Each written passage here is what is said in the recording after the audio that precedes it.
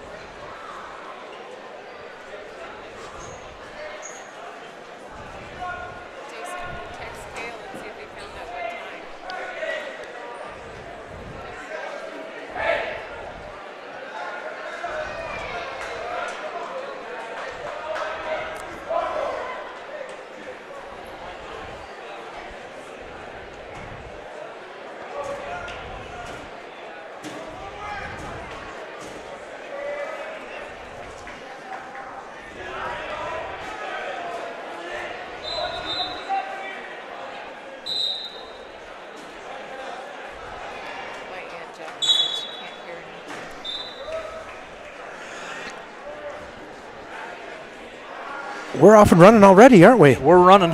Okay, everybody, we kind of got our head down a little bit and missed the start of that match. Is this? We got Hayden Park and Tucker Arthur from Minico. So Hayden Park from Juab, Tucker Arthur from Minico. And some of you might be saying, well, where is Minico? And the answer to that one is it's near Burley, Idaho. Burley, Idaho. And they are tough. I mean, they probably one of the two toughest teams.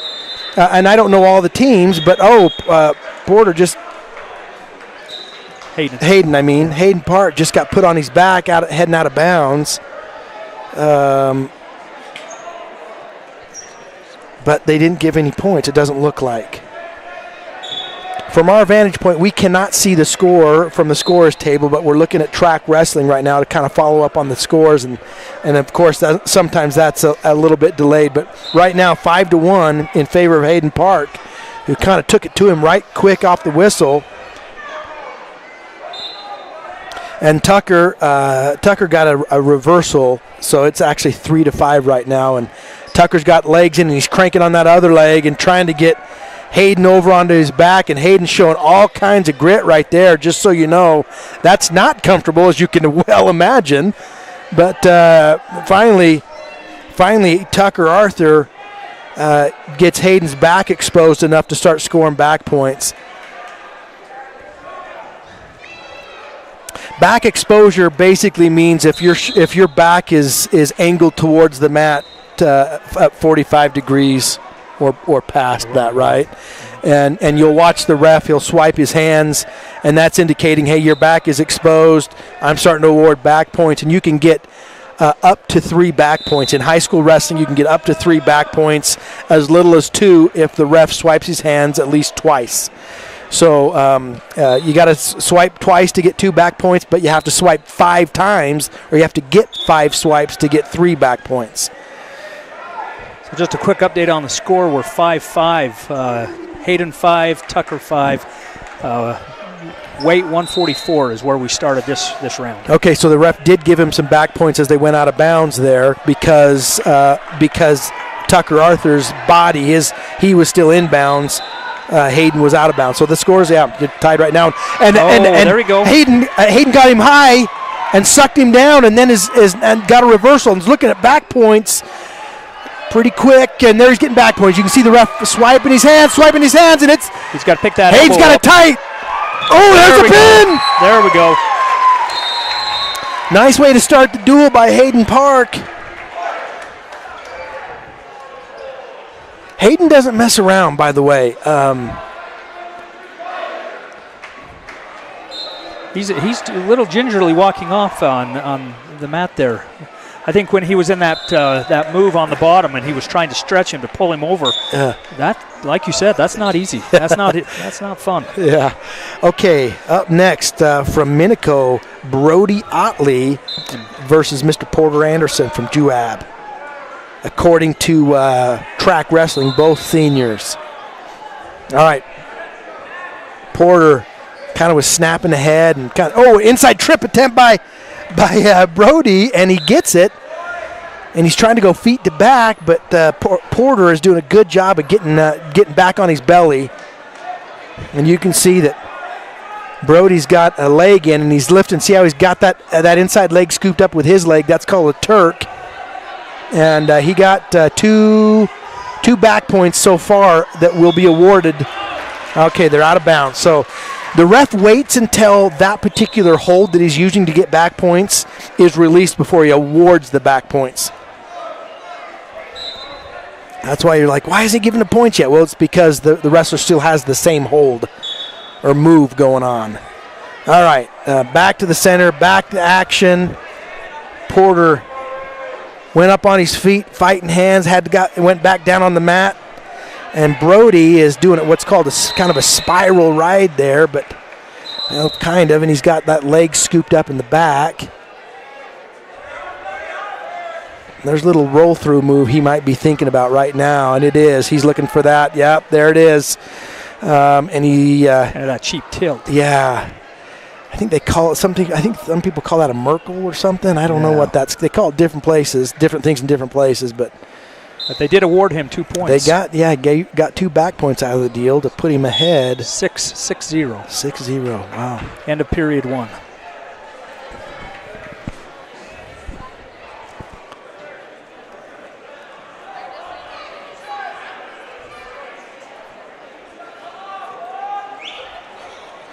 All right, Porter chooses. He gets deferred to, and so Porter chooses neutral. Probably a good choice there, but see how Porter's got a collar tie and he's kind of banging on the back of his head. That does a lot of good things. 1, fatigue your opponent, but 2, it sets up a move. And Brody says, I'm tired of my head getting snapped on, so he digs an underhook and an overhook. Right hand, he's got an underhook. Left hand, he's got an overhook, and let's see if he looks for a throw. Porter, and he does an inside trip again, but Porter tries to throw. But Brody slips out of that and ends up with the takedown. It should be 8-0 right now, partway through the second period. Oh, that was a quick stall. Yeah. Well, you saw what he did. He had that leg. I didn't see that from up here, but yeah, when he got off, he could see that. So you think you can only use that for about 5 seconds. Right. I think you're right. So Brody kept Porter's ankle. All right. Escape by Porter. 8-1 right now. Let's see if Porter can get himself a takedown. Those inside trips are kind of a technical takedown, and you see a lot of wrestlers do it. But the ones that you see do it are super good wrestlers. It's not one for a beginner by any means. But no. That's just a nice go behind by Brody to collect another 2-point takedown. He's got an arm bar in the left, and he's looking for a wrist on the right. And he's got the wrist now, and his arm bar, he's starting to get that sunk in a little bit deeper. And he'll jump to the other side and then run it. And he's getting back points now. And they're going to stop it for some reason. Blood. What is it? Blood. Yeah, blood. So do they get, I think the coach is going to be wondering, does he get back points out of that?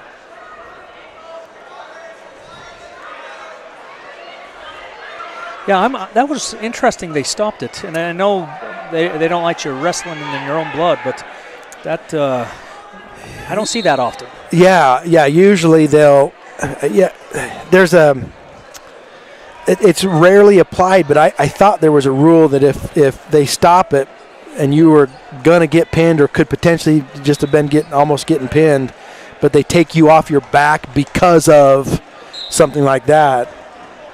I thought, I don't know, I'm not clear on the rules anymore, but I thought they were supposed to award a number of points for that. But it still says. And it looks like we were actually end of time. So here we are for maybe period 3. Okay, Maybe that was the that's key. what it was. Okay. That's what it was. Very good. That makes more sense. Okay, Porter's got a tight waist and an ankle and running it forward. This kid's trying to switch. And Brody just uses that momentum and keeps sitting out, and then hits a switch. And the excellent execution of that switch by Brody to get a reversal that's worth 2 points. Takedown's worth 2 points. Reversal's worth 2 points. Just a brand new rule change this year in college wrestling. Takedown's worth 3 points. I saw that. Yeah. And that's really weird. We're just so, for hundreds of years now, we've just said 2 for a takedown, yeah, right? Since the age of 3. He's like, 3. That just doesn't sound right. It just sounds awful. But thank goodness high school is still 2. All right, Porter's fighting hands, and that's just a lot of hard work up there for both wrestlers to maintain control or to get out. But Brody did a good job of hanging on to a really hard fighting Porter, who was doing a lot of good things to get an escape. But in all that scrambling, Brody got him back down on the mat. Brody's got an inside wrist, and he's kind of got a leg there, and I don't know what he's trying to do. I don't know. He's got some kind of weird, funky hold underneath there, and just burning up time, really. Yep. Out of bounds.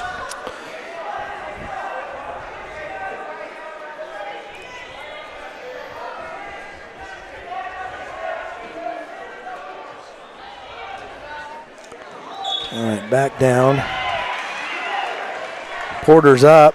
Oh, nice mat return by Mr. Brody Otley. Those mat returns, there's a wrestling announcer named Shane Sparks, and he's just known for how much he loves mat returns. And that's it. That's the end of period 3. Okay, I'm going to go watch my son wrestle. Going to stay here. 12-1, Brody Otley over Porter Anderson. That puts the team score. He would have received 4 points, Minico. So Minico would be 4. Juab will stay at 6. As we move into the next match with Garrett Perry. Garrett's had a lot of good matches today as well as yesterday, just wrestling really tough.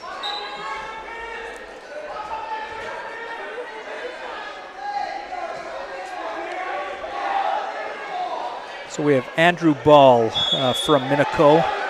Garrett Perry, of course, from Juab, and is looking tough. 0-0. About a minute left in the first period. Oh, that was a nice single leg. Picks it up and returns him. He's going to pull him in. No. Stays neutral. Stays 0-0.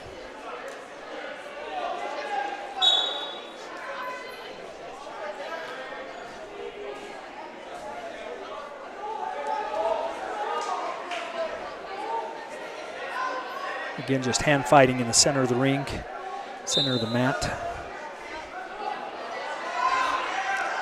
Down here in Fillmore, we've got JV in one gym and a varsity in one, as well as a varsity in the other.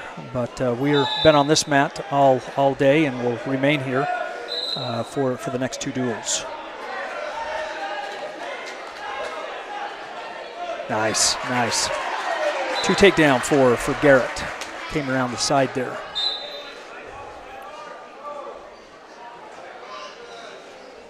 Putting a lot of pressure on his toes, keeping a lot of pressure on his bar arm there.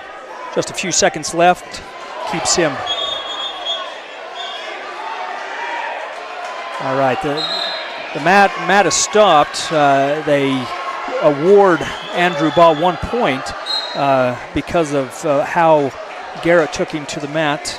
And then the end of the period ended. So we're starting period 2, 2-1 for Garrett Perry.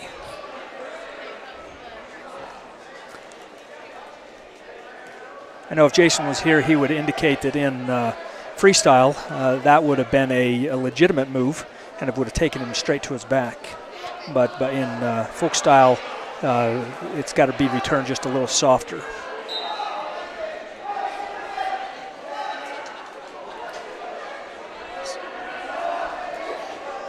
All right, Andrew chooses down.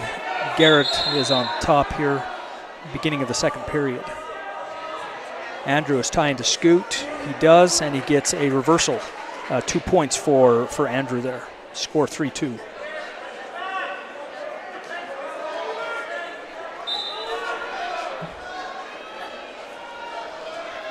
Putting a lot of pressure on the top part of Garrett, just hitting with the cross face. Looks like on the left side he's got a bar arm, trying to just keep pressure on his, as well as the tight waist. Garrett looks to move. He's looking to switch. He is switching. He's got one arm to beat.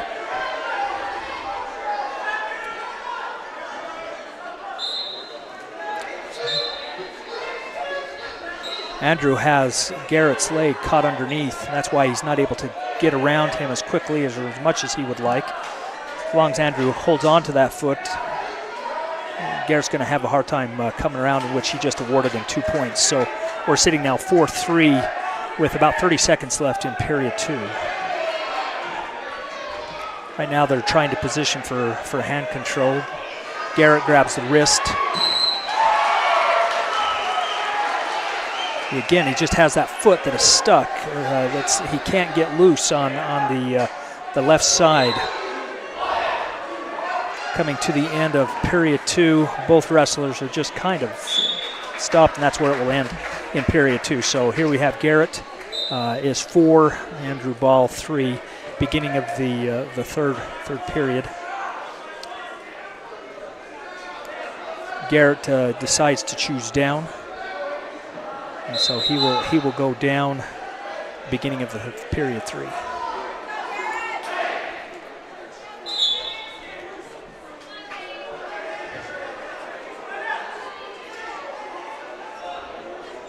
This team from Minico, they've done very well here at this tournament. A very tough team from Idaho.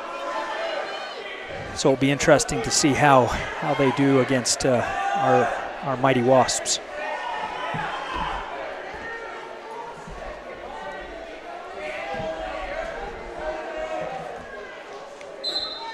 So Garrett is down. Andrew just hitting with a crossface, trying to get a reaction. He's built up to his base. Garrett is going to be let go. So here we are sitting at 5-3 with about a minute left in period number 3. It's 5-3. They're fighting for control. Got two unders on the right-hand side. Again, 5-3, and Garrett took him down and has barred his left hand, has a kind of a chicken wing, we used to call it, on his right. And right up against the edge of the mat, he'll get 2 takedown. He's getting now back points. Right now he will sit at 3 back points. So if he holds it right here, we're going to be 10-3. 10-3 is if he holds it here. And that's where it ends. So Juab will get 3 team points. That will put Juab at 9, Minico sitting at 4 as we begin the next match with Preston Agard.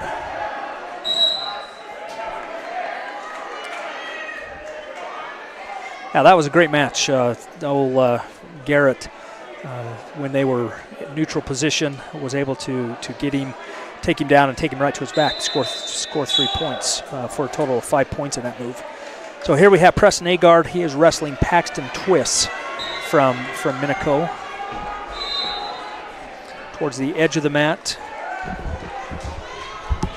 Jason is putting his headgear on, ready to get going and ready to join me again. How'd things go? Not so good. I mean, another good experience. Yeah, another learning experience. That's what we're going to call those. Well, you have enough of those, and as you know, it matters. Yeah, it matters. So this is Preston Agard with Paxton Twiss with Minico. So Paxton, or Preston, I mean, is, see how he's just hipping in. Paxton's doing a great job of hanging onto that leg, but Preston is hipping in like crazy, putting all kinds of pressure into him. Paxton pops up, trying to head out the back door. And the official says, I don't like the look of that. Yeah, let's start in the center.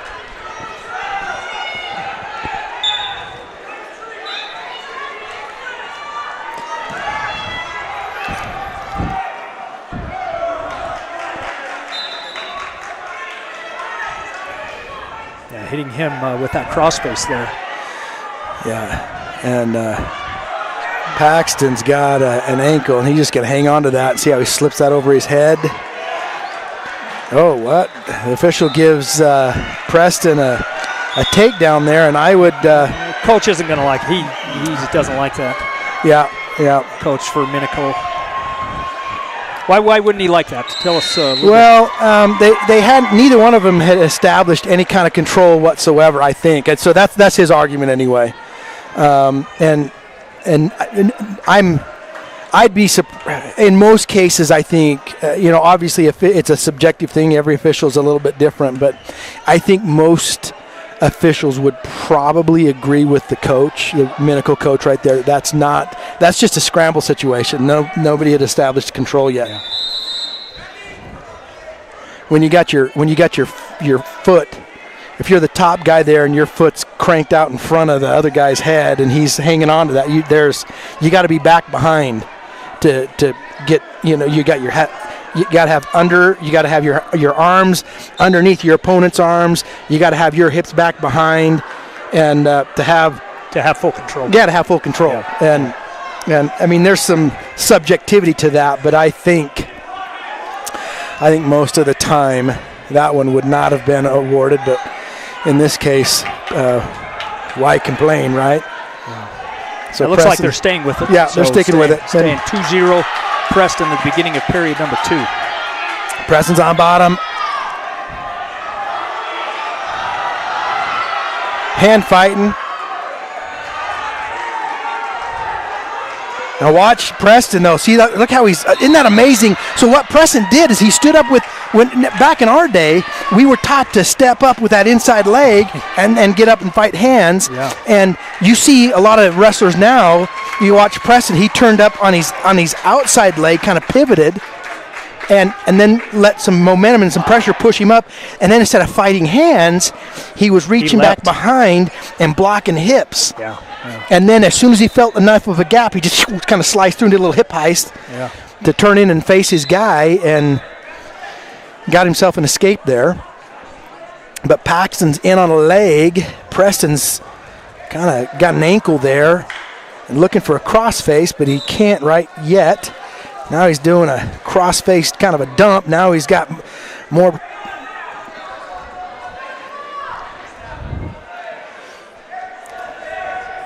Paxton's coming out the back door, but he got a bloody nose, so he just showed that to the ref, and the ref says, all right, let's take care of some blood.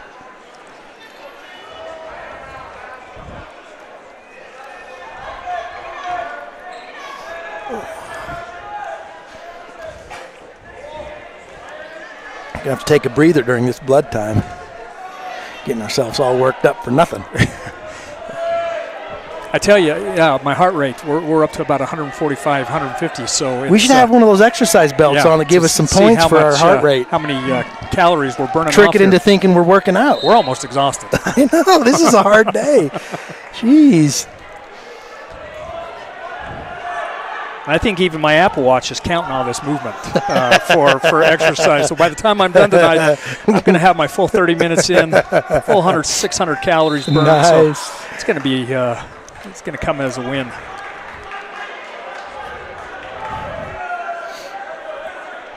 All right, if y'all can hear us, I've got a little warning on my software that says our connection is too slow for quality resolution. So if I don't see that change here in a minute, I'll probably, no, I think we're good now.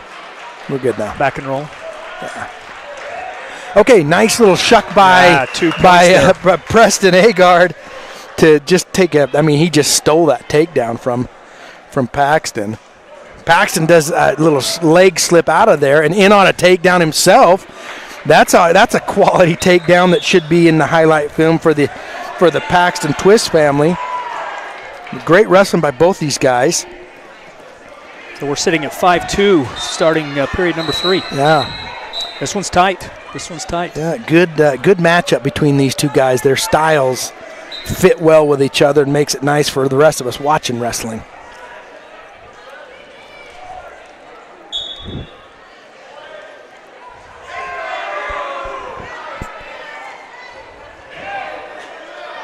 All right, Preston's got a claw ride. See up top how he's got his arm reached underneath, across his chest, up on the other side of his neck. Yeah, that's kind of a claw.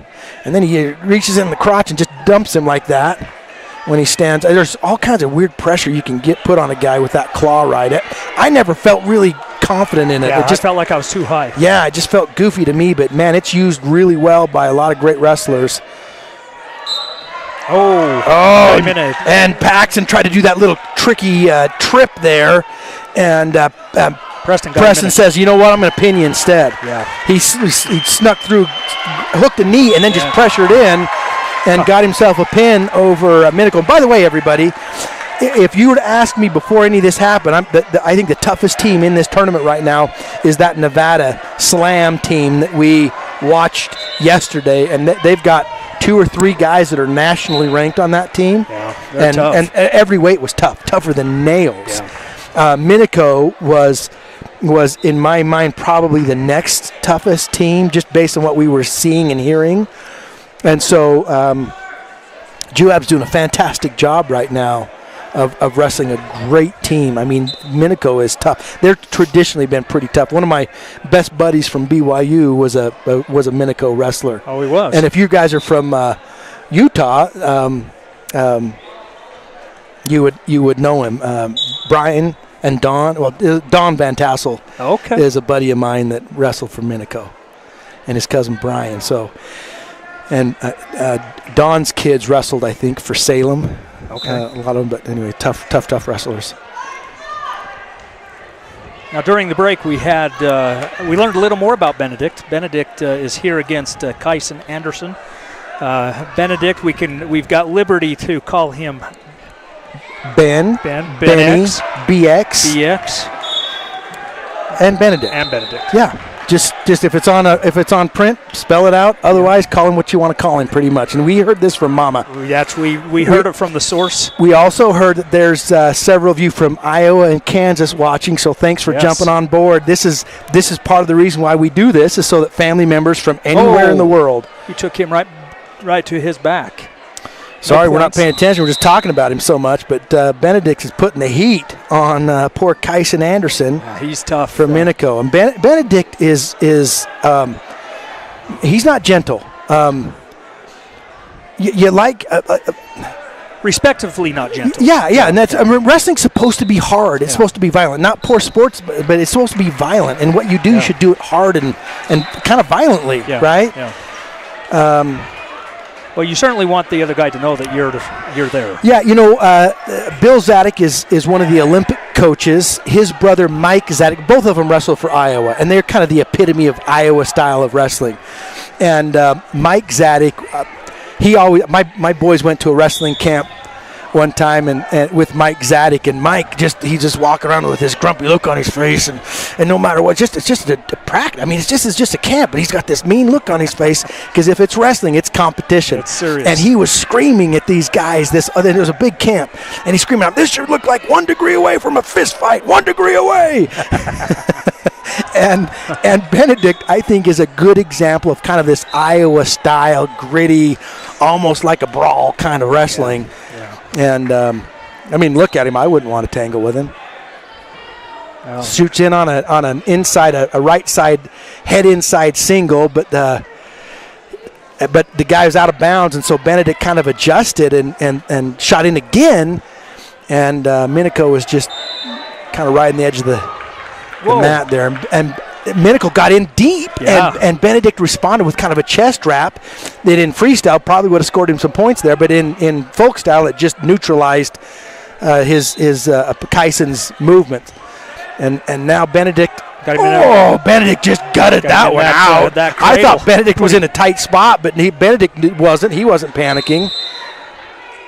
And he's got Kyson in trouble, but Kyson got out of that, what looked like a terrible cradle to be in. I mean, it looks like there's points flying around, but nothing's updating. I think it's 7-1. Okay, is what I'm anticipating, but we'll see what Track Wrestling says here shortly.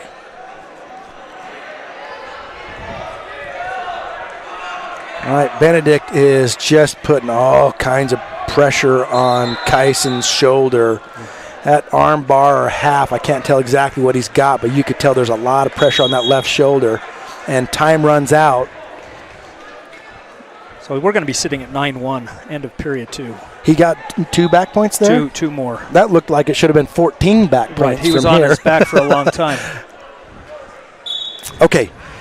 Beginning of the third round, Benedict's on bottom, sits out, turns in. Kyson's got kind of a tight waist, and Kyson's trying to sling some cross faces on top, but they're not. He's not really in position to hit them really hard. Ben is being patient on the bottom there, waiting for him to make a wrong move.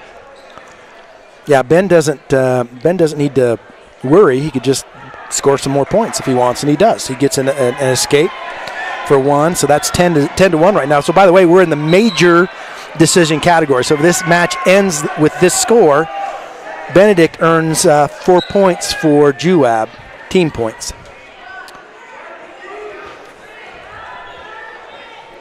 All right, Kyson in, and Kyson in on what he thought was a double, and Benedict says, no, I've got you in kind of a front quarter Nelson, and he cranks him over on his back, and he's getting all of his back points there. Right now, he might collect a pin. He's adjusting. Look how he quickly jumps over. And there's the pin. There it is. Well done by Mr. Benedict over Kyson Anderson from Minico. That was headed nowhere good for Kyson, but you know what? It's a hard thing to be a wrestler. That's one thing that separates it from other sports is you got to go. You have to get beat in front of an entire crowd. Yeah. And there's just not another high school sport like that. And it's not like you can say someone else goofed up, right? Right. I mean, it's you goof, you lose, and then it is a hard sport. So Mr. Kyson from Minico had a hard match against a real tough Benedict, but he'll learn from that too. That's why you wrestle tough guys all season long, because you can't get tough unless you wrestle the tough, and that means getting beat once in a while. Right now we've got Porter Wolforth and Spencer Pease from Minico. Porter's on his back. And he's in a tight spot. With a lot of time left. Yeah, Spencer Pease just cinched that up. He just switched to a regular half, and he's doing a pretty good job of being chest to chest. He's parallel with him, so that's a little harder, but it doesn't matter. He gets a pin out of it anyway, so that's 6 points, 16 points to Minico. But the score right now is 10 Minico, 21 Juab. Yep. But as you were kind of explaining before, in wrestling, the point swing, I mean, one match the difference can be 12 points, right? Yeah. So if you pin instead of getting pinned, that's a 12-point swing. Yeah. So,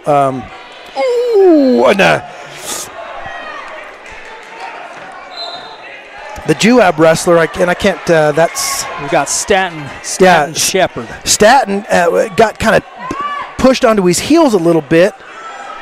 Kind of a bull rush by Preston Sonner Cranny, and just in an effort to try to adapt to it, he went for a lateral drop because he was going to go down anyway. So Staten went for a lateral drop and just didn't have his feet underneath him to get the right momentum and got caught on his back. So he's fighting off of his back right now.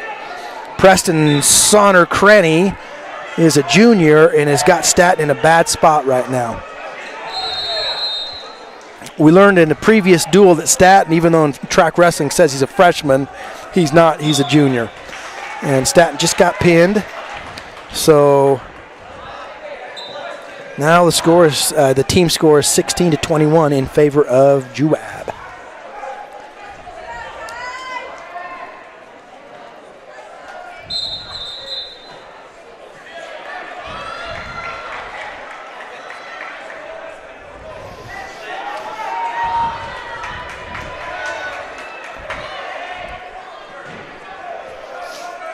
Next we have Ty Blackburn from Juab, Garrett Vell from Minico.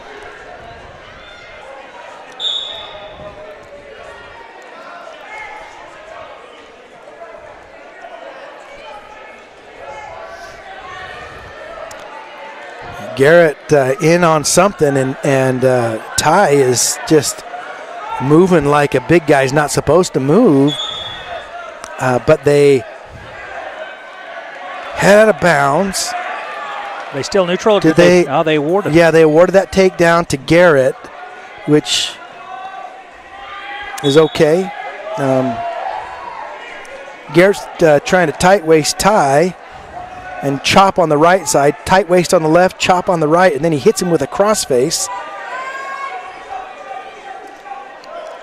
And Ty's doing a good job on bottom of just kind of maintaining his hip position to not get cranked over with a tight waist or anything else. So he's just posting up with his arms. And now he's built a base. He's up on his hands and knees. And Garrett tries to tight waist him over. And now he's hitting him with a little bit of a crossface. But you got to hit Ty Blackburn with a really hard crossface for it to work.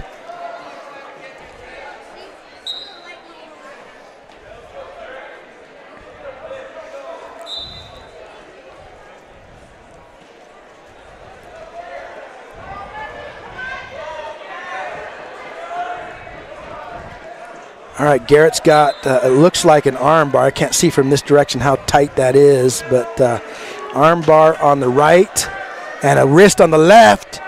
And Ty got that wrist undone, but still an arm bar, but time runs out on that period.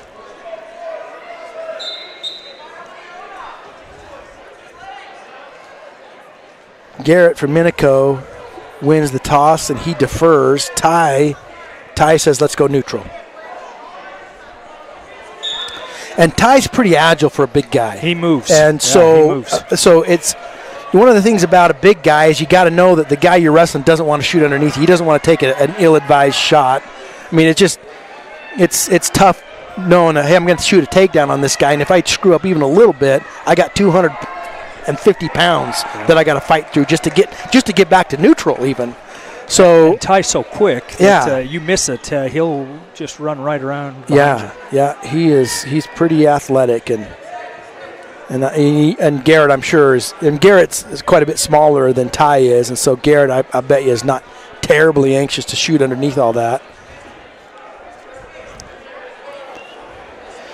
Garrett kind of did a change of level and kind of a shot, but Ty's head position is, when you're talking about defense on your feet, your first line of defense is your head, and see how their heads are just right there together. Wow. You'd be surprised that the other guy can't move without you knowing through your head. Right? Right? So your head is really your first line of defense if a guy's trying to shoot a takedown on you. And you know that he's starting to move. Yeah.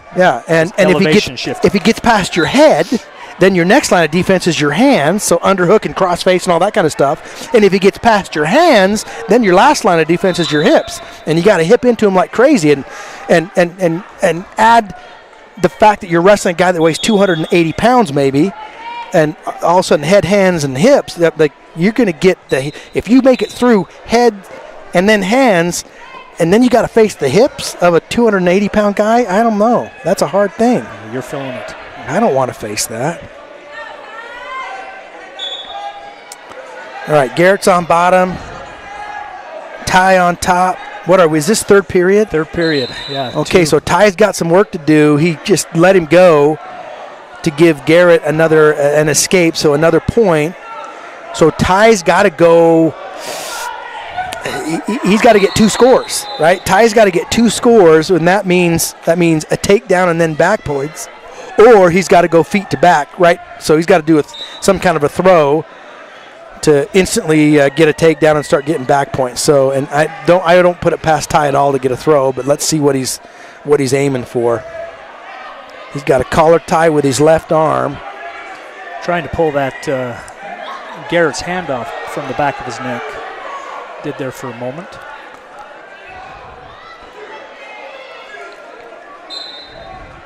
Ty takes a quick glance at the clock. They both have a collar tie, so they both have basically the same. See, and then see where Ty's head is. That's the best head position he's had. He had, I think, an underhook and head position right there. But nice shot by Garrett, but Ty speeds behind and can't get him back down. Time's running out. The towel tapper's out on the mat. That means time is running out. And there we go. That was a pretty close match right there. Two big dudes, both of them athletic. Heavyweights are not what they used to be.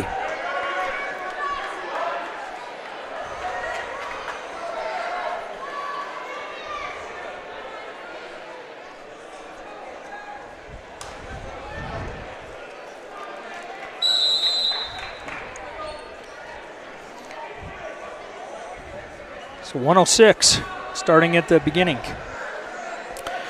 Crew Cowan and Rodrigo Acevus. We're going to just say Rodrigo and Crew head banging and hand fighting and snapping each other, being right out rude to one another. Look at them just digging in, trying to get inside. And then Rodrigo shoots a nice, slick, quick takedown, but they're all slick and quick when you're these lower weights. That's one of the fun things about them is it's like watching a couple of mongooses go at it. That is true. It's kind of a good couple of mongooses. Mongooses or goose eye, I don't know what you call them. Gooses, mongooses. Mongoose. Anyway, Crew got taken down, but he's up on his feet fighting hands right now. And escape out of the deal. There you go. All right, so we're back to 2-1 right now. So Crew, a takedown right here puts him up by a point.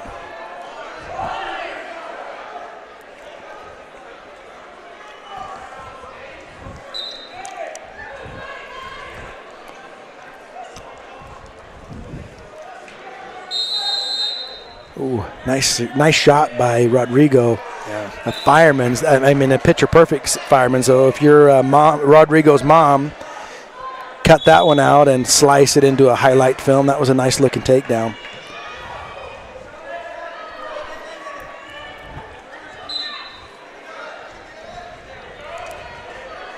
So 4-1. Yeah, 4-1 with that. End of period one.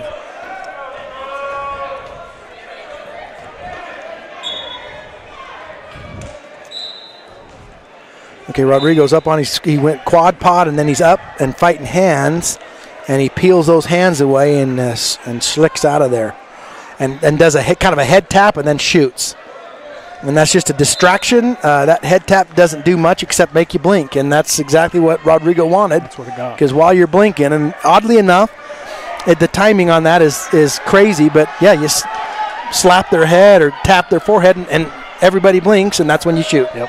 Just that split instance or split second. So Rodrigo up by another 2 points, so that makes the score 5-1 over Crew. And he's looking for some kind of wrist control. He's got a wrist on the left side of Crew, but he's pressuring forward. He's doing a great job. Ref does a fantastic job of saving the little guys from getting steamrolled by the big guys coming from the other mat. They were coming quick. That ref needs a hazard pay.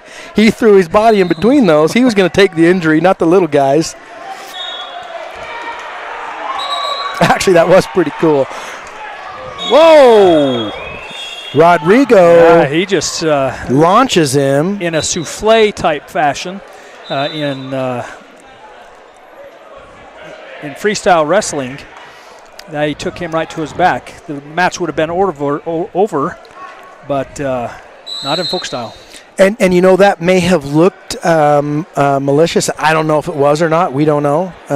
But that's also probably a wrestler that does a lot of freestyle, and there's just things that you got muscle memory that just does things. Yeah, things. And so he launched Crew, and might have to forfeit the match. If Crew can't continue, Crew wins. So if what you did is illegal, and your guy recovers and you can continue wrestling, no harm, no foul, well, they'll penalize you probably for a point. But if you continue to wrestle, then we're back to no harm, no foul kind of a thing, right. Other than maybe missing a point. But if you can't continue wrestling because of that injury, you get the win. Yeah. And so in a way, that's a really, you see some people game that, and I love the fact that Crew, obviously he's hurting, but Crew says, no, I'm still good enough to wrestle. So he did. And great wrestling. Great grit, I guess I should say. That's pretty cool. Yeah, I mean, he had a reason where he could say, you know what, I'm done. Yeah. Right? And like you said, he would have been the victor. Okay, good job, Crew. Score 7-2 right now, and starting a period 3. So here we are, third period.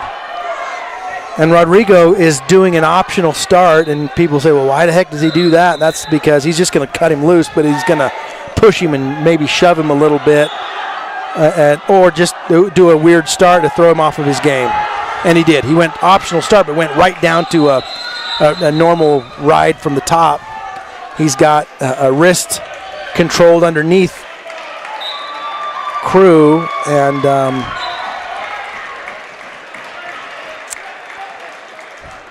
he's crowding his hips from behind, but he's probably going to get dinged for stalling if he doesn't do anything. Then he cuts him loose. 7-3. So if I'm Rodrigo, I'm doing everything I can to score a few more points to get a major decision, right? So if he wins by 8 points, so 3 more points, then he scores 14 points instead of just 3. And if I'm Crew, in addition to looking to do something to win this thing, I'm also going to try my best to keep him from scoring more points because I don't want to create a major decision. Tough. And he got a reversal, and now he's getting back points. And so that's going to move this win into a major decision win unless some miraculous thing happens for Crew right now.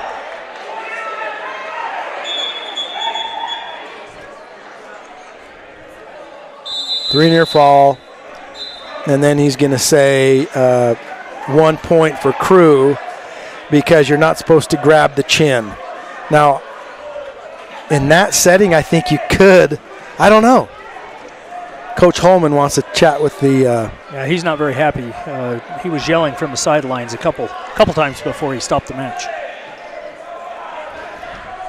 From that angle, I don't think he can put a torque enough on his chin to wrench the neck, but you're still not supposed to crank on the chin and wrench the neck. Yeah. So I don't know that there was an injury that was imminent there, but that's one of the things that keeps wrestling different from a fight. There's a rule. And there's a ref, I can't break the guy's neck. So anyway, 12-4 right now. So it's a major decision right now if the match were to end this way. So Crew, if he can fight. Nice. Okay, so right now, nice. A little bit of so that right there, oh.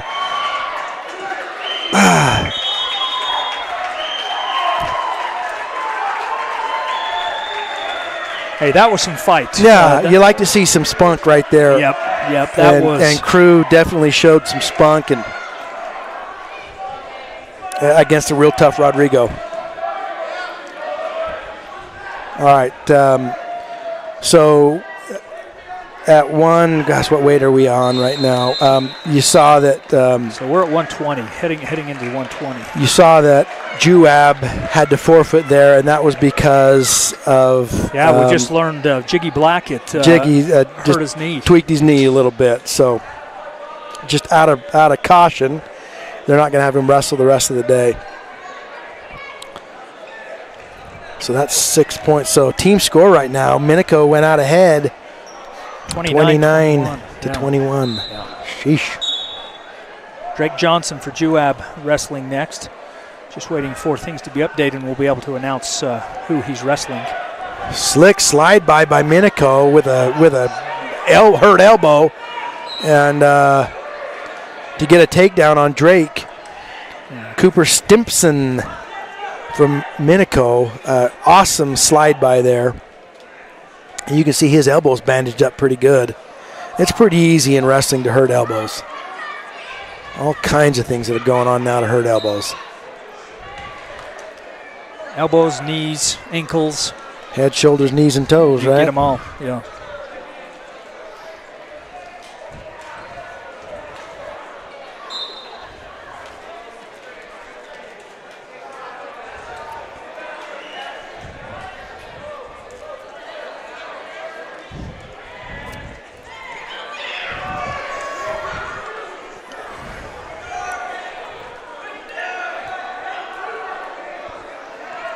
Oh, so Minico's trying a cradle, and Drake does a good job of blocking. Almost ended up with a reversal and taking Minico to his back, but Drake instead. He didn't have that ankle caught. Yeah, he didn't, and Minico's got Drake's ankle underneath, so it's going to keep Drake, I think, from. Oh, he gave him. Okay, the official gave Drake the 2 points for that takedown, which is great. Yeah, we're going to be sitting at 2-2. Yeah. Yeah, that was great fighting right on the edge of the mat there by Drake. You hear wrestling coaches yell, "Wrestle, wrestle, wrestle here," or "Wrestle through the position." That's what they mean. Is don't be so quick to say, "Oh, he got me," and give up your points. There's a lot you can do to fight through every single position all the way until the ref blows a whistle. And there's a lot of great wrestling that happens when people fight through a position and keep wrestling.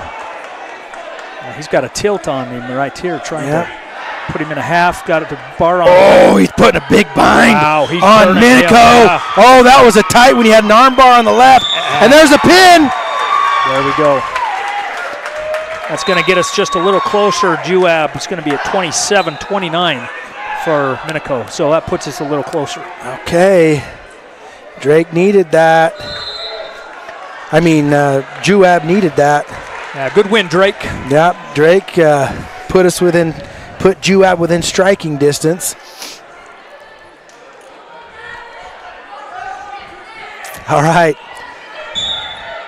Lad Holman just bull rushed this guy, took him right to his back, and is going to get a pin, it looks like. Yeah, right on the edge there. Lad he's a little bit too high to get. All right, he's adjusting. All right, now he's. All right, looks like he's got him now. There's the pin. That was a good.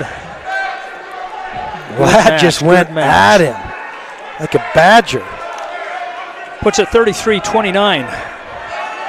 With that. Okay, now Mr. Rowdy.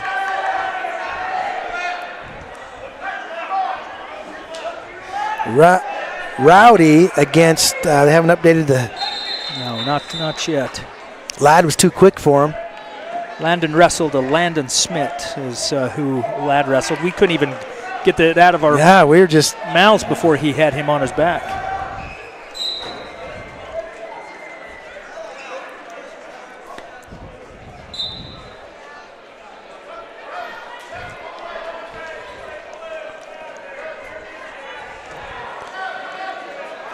Okay, Rowdy. He's a two-time state champ, right? Yes, freshman. He took state. Sophomore, he I believe took second, lost to Dyke's kid from North Sanpete, and then last year he came back as a junior and got a second state champion. Wow! So a three-time finalist, two-time state champ. That's a big deal. Tough kid. That's a big deal. All right, track wrestling's having a hard time getting caught up. The officials over there working with the girls at the scores table, and they're looking at that computer.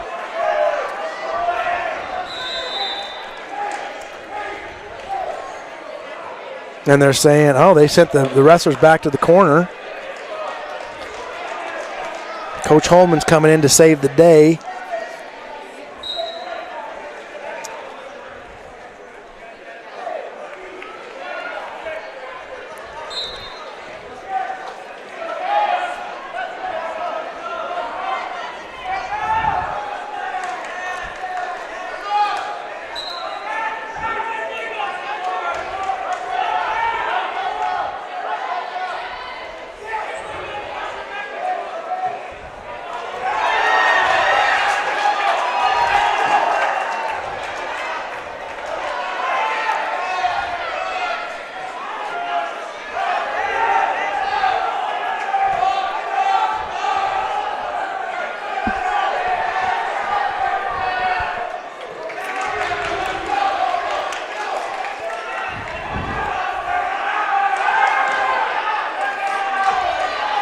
Still dealing with some track wrestling technical issues, it looks like. You got Holman, you got the official, you got the ladies at the scores table, you got some guy with a fancy hat and a backpack.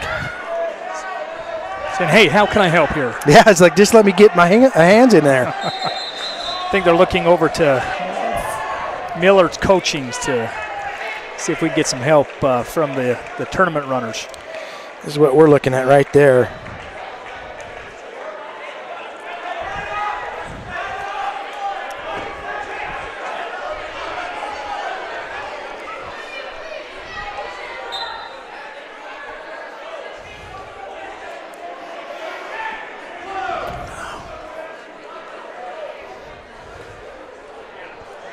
All right, here comes Coach, I think it's Coach Turner, right? Yeah, from Millard. Yeah, Brendan Turner.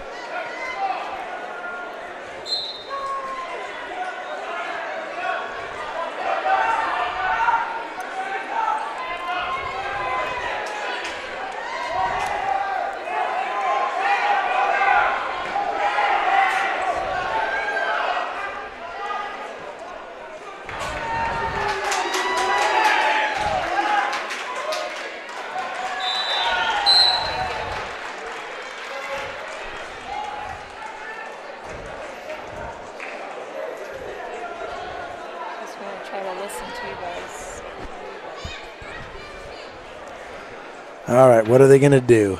What are they going to do? Coach Holman's over counseling with the Minico coaches. See, in our day, we would just put it on a piece of paper and run with it. But,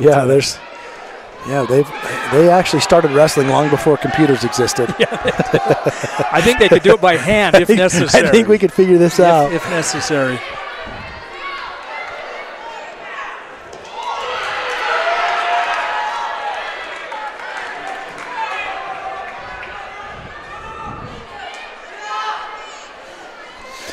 So again, just to update everybody, team score right now is Minico 29, Juab 33.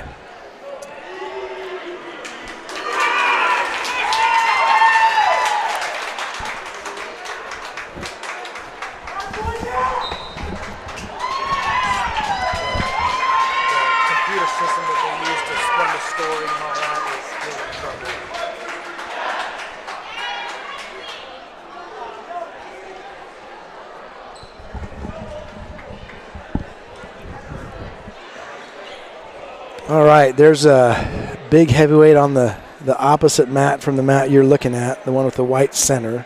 You can see in the top upper right corner.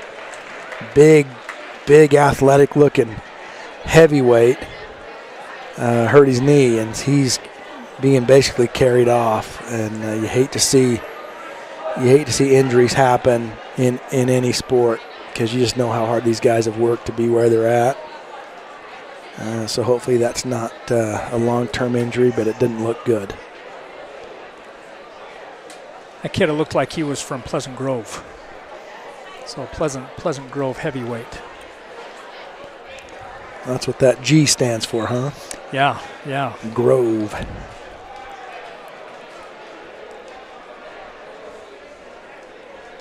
Pleasant Grove for how many years has been kind of the dominant 6A team, right? Yeah, as long as I can remember, they've Coach Moore, I guess Coach Moore just recently retired. And he was there a long time. Long time, yeah. Right. Yeah.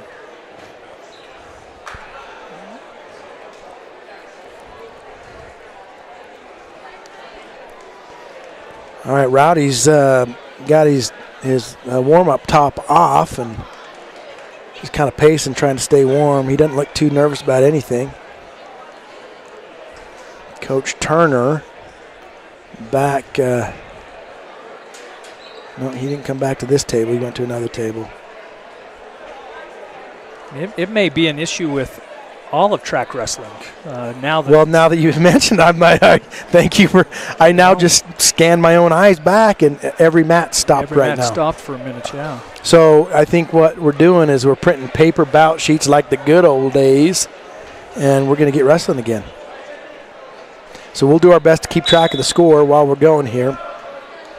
Rowdy, watch Rowdy's feet. Watch his feet just move and move and move, boom. Then he's in. in and driving. He just forward momentum just won that takedown for him. Yeah, got caught there for a second. Yeah, got caught in a little awkward. Yeah, but he kept driving in. And that's one of the things you'll watch great wrestlers. It's just there's always some forward pressure. All right.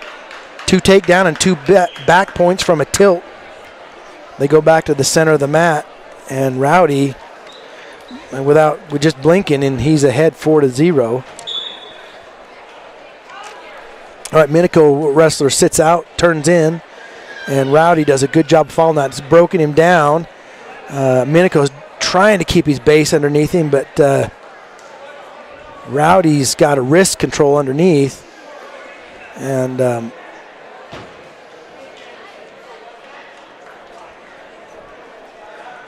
Rowdy's got an arm bar, and he's got back points. He's getting them right now, but Minico rolls through that. Let's see if Rowdy adjusts.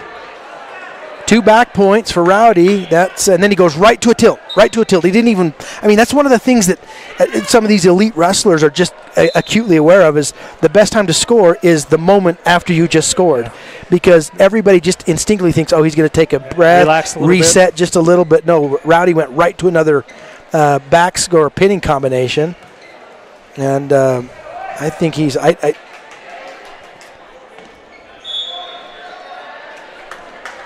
All right. I think we're 6-0 right now. Yeah, 6-0. Rowdy up, starting the second period. Why the caution? 8-0. I think he got another set of back points there. Yeah. Okay. Rowdy chose neutral, and I would too if I was Rowdy. Watch Rowdy's feet. Watch his feet. Boom, boom, boom, boom, boom. See those feet are just jabbering and stuttering and stabbing. He does these little stab steps, and then he just pounds through. He's going to give him. And what a slick. I'd still put that in the highlight reel, even though it didn't count, because one leg went out of bounds.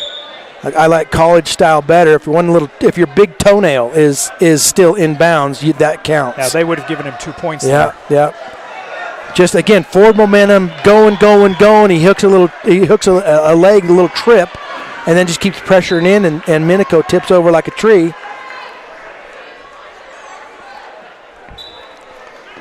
He reaches back to try to get Rowdy's ankle, and Rowdy he rewards him with a hard crossface. And he's kind of peeling his face off right now. Hitting him with that crossface. Yeah.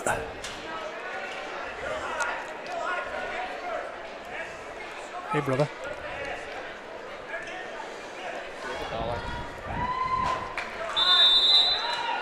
Rowdy's got a Turk and a crossface.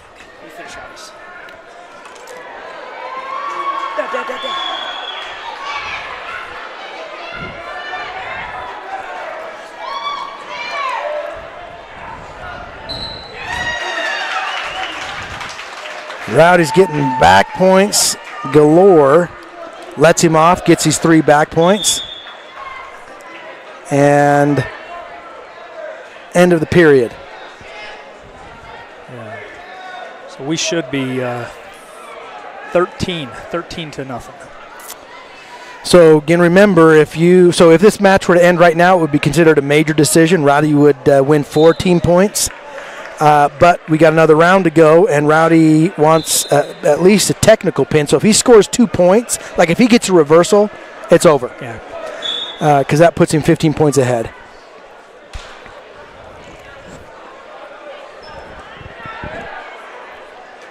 And what Rowdy would rather do is somehow reverse him to his back, because if you get your guy to his back, they'll let you finish the match and try to pin him.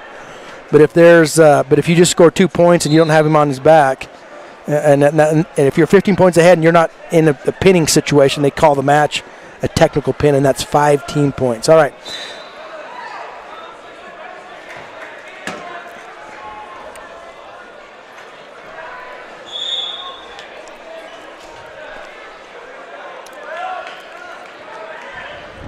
Okay, so Minico got warned for stalling because he was just hanging on to Rowdy's ankle, and really that's all he could do. Right, without giving up points. That's all he could do, but But I think his coach would probably say, if you're not going to, you can't just hang on to his ankle. You got to climb up and get up onto the body within 5 seconds. And all right, so Rowdy's got now a technical pin. He's done.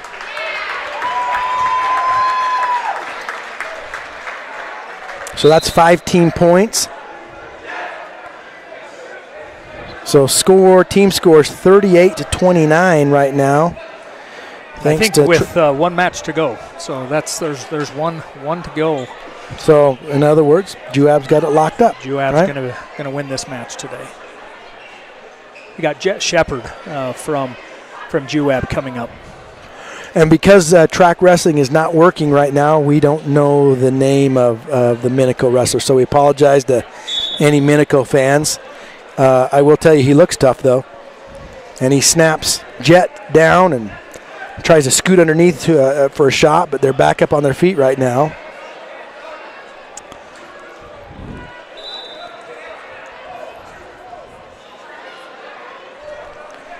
Minico does a nice job snapping down, goes to a front headlock on Jet, shucks him by, spins right back behind for 2. He made that look easy. Mat return by Minico. Again, those things don't score any points, but they look cool and they take some energy out of the wrestlers getting smacked on the mat. You get style points for those. Yeah. It's fun to watch Jet wrestle. He's got a lot of energy. He's always moving. He's going to be tough for Juab in the upcoming years. What grade is I think Jet? We're at 138. Do you know what grade Jet is? I think he is a sophomore. Soft? Okay, yeah. So he's going to be around for a few years. That's excellent. All right, inside trip attempt by Minico, and Jet does a good job of defending that. Ooh. Now Jet's tall, and the Minico guy is just a little more stout, a little more or smaller. Shorter and stockier, right? Yeah, shorter and stocky. Looks like a running back. He does look like a running back. Yeah. All right, Minico in on a low single right on the ankle and just dumps Jet right on his hip. And Jet does a fantastic job of keeping his hips about him, or wits about him. Which saved 2 points. Yeah, and did not give up a takedown that looked one and done. It just looked like it was already in the bag. So good job defensively by Jet, but a nice-looking takedown by Mr. Minico.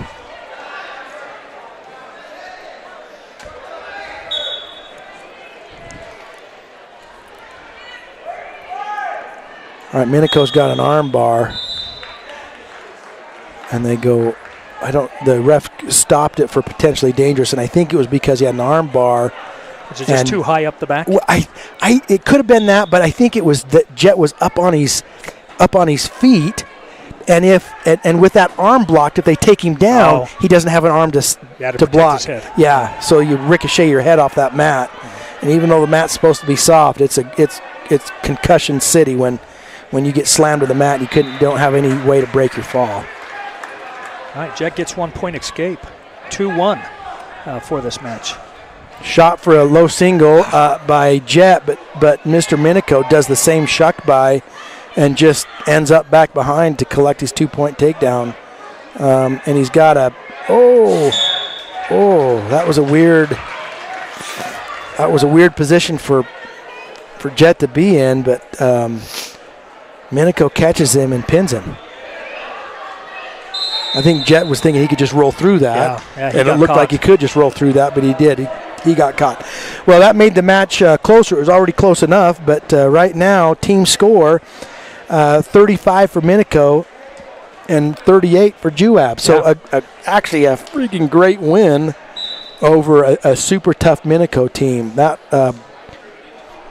They meshed well. It's amazing. Some of the other teams that have been watching, we've had Wasatch that we wrestled. Millard beat up Wasatch here a little bit just now. Yeah. And so it's interesting to see how the teams match up. Yeah. Because it's it's a matchup thing, isn't it? It really is. One of the things I noticed, I had a son that wrestled a year and a half in high school out in Pennsylvania, and they really played a lot with the lineup. Like the lineup was not established once the duel started. They every single time They modified it? the coach who, and I can't remember how they determined who had but they would wait and see who the other coach sent out, and based on who they sent out, they would then send out whoever on their team they thought was the best matchup. Really? So as long as he was under the weight, right, he would have been qualified. Right. So they literally did some gamemanship almost every weight class. And we don't see that out west, right? You got your starting lineup, and that's who you get. Yeah. But the reality is in the rules, you can send out who you want to send out as long as they've weighed in at the appropriate weight. Yeah. So anyway, we have next duel coming up, I believe, at 1:30. 1:30. So it's 1:45 right now, so 45 minutes for the next duel. So this is a good time to get your snacks and hit the restroom and do whatever you need to do so you can be back ready to rock and roll by 1:30 Mountain Time. We got to say that now, because we got some folks in the Central Time Zone. We have Iowa friends. Yeah, good to have you all on. And we know you love great wrestling. If you're from Kansas, great wrestling there. Iowa, everybody knows Iowa's got great wrestling. Right. So the old Dan Gable. Yeah. My parents used to send me out to Dan Gable wrestling camps every summer, and I don't know how much it did other than just give me a little confidence pill, That I went to Dan Gable's camp. Right. Yeah, right. So, but still a lot of great memories from there. By the way, if you all want to read a good book, if you're a wrestling fan, there's a book called Chosen Suffering by Tom Ryan, who is the head coach at Ohio State, who wrestled for Dan Gable. He transferred from another school in, I think, his junior year, wrestled for Dan Gable, who wrestled with the Brands brothers, wrestled with Royce Alger, Barry Davis, some of those tough dudes out in the late 80s and very early 90s. Anyway, he wrote a book called Chosen Suffering. And if you're a wrestling fan and you're even a little bit religious, you'll love the book because he talks about the suffering that life presents to you. And if you handle that suffering well, it's an amazing opportunity to learn and grow and be refined. Yeah. And so most of the book is Chosen Suffering, and basically his point is when you choose to do really hard things, whether it's wrestling or something else, heaven rewards you for that. And, you grow a lot. You grow a ton. Yeah. And then he talks about unchosen suffering, and that's the kind of suffering that comes to you through misfortune, sometimes choices, maybe. Poor choices of your own, poor choices of somebody you love. Right. But he says it's the same. That suffering also gives you an opportunity to learn and grow and be refined. If you let it. Yeah. It's all a choice. It's a choice. Yeah, I like that. If you let that life just happen to you, then it can bring you down. But every one of those things is a stepping stone to something bigger and better if you choose to let it be so. So if you are... So Chosen Suffering. Chosen Suffering by Tom Ryan. It is a book that you will love if you love wrestling and if you love just those kinds of topics. But in that book, and I'll share it because it's in the preface of the book, but basically he and his wife were introduced to unchosen suffering with the sudden death of their 5-year-old Teague. And it was just tragic the way that happened, completely accidental. And there's just no way that would ever happen 1,000 times again. It just wouldn't happen that way. But that's where he came to know God. Yeah. He says because there is no way he and his wife could have endured and made it through that kind of suffering without heaven's help, right? Yeah. So this is a book every wrestler should read. It's a book that every sporting parent should read. Yeah. And every person is. It's spectacular. My son's on a mission right now, and he says, "Dad, I'm reading that book," and I think every missionary should read that book. Yeah. But it's just one of those books. So read that if you love wrestling, or even if you don't love wrestling, I would read it. But great book, even if you don't like Ohio State. Well, who does? But right, it's kind of true, My son that was at Penn State, he's like, I can't read that book. Yeah, I'm like, Austin, you got to read it. It's great. But anyway, that's one of the things that if you've been a wrestling parent and if you've been a wrestler, everybody knows this about a brutal, hard sport like wrestling is you're going to suffer. Yeah. You're going to suffer in practice. You're going to suffer cutting weight. You're going to suffer taking losses that you didn't think you should. You're going to suffer because of an injury took you out, that broke your heart and stole a dream from you. Suffering is a part of our life, and if you endure it well, man, there's awesome things that come as a result of that. Well, and I think that's why it makes wrestling so rewarding Yeah. at the end of the day, is because of all that you give. You talk about the 112% theory of giving that one last percentage, but you know, that's wrestling. Yeah, yeah. And that's why it's so rewarding when you stand on either on top of the stand or if you're a new wrestler and it's something new for you and you achieve things that you thought were impossible when you started. All of those things are just wonderful. And that's one of the things I love about wrestling is you don't have to be an elite wrestler to learn those awesome lessons. Yeah. You just have to engage in the sport and work. Yep. Work. And it will teach you those lessons. So, yeah, we love those things, and that's why you love your kids to be part of something that's hard, that's going to pressure them and try them, whether it's wrestling or another sport. But that's why Travis and I love to just sit here and watch acts of bravery out on every mat. Every match shows you something that's pretty cool. Yeah. So, anyway, we're going to take a bit of a break, and we want to invite all of you back at 1:30 to join the next duel. I don't know for sure who that is. It's probably Millard. Or we should be wrestling Millard one of the next two matches, Grove. right? Yeah, those are the two left to go is Pleasant Grove and Millard, and they're going to be some shootouts. Yeah, and Juab's wrestling great, folks. I mean, it seems like they're just a little bit better every single duel, and we're in for a real treat with 2 more duels left today. But everybody take care of yourselves, get your snack done, and get back to your computer or your TV in 45 minutes. But my name is Jason Hoops. Love being with you. My friend here, Travis Ludlow. We're just dudes that love wrestling and love to talk about it. So thanks for being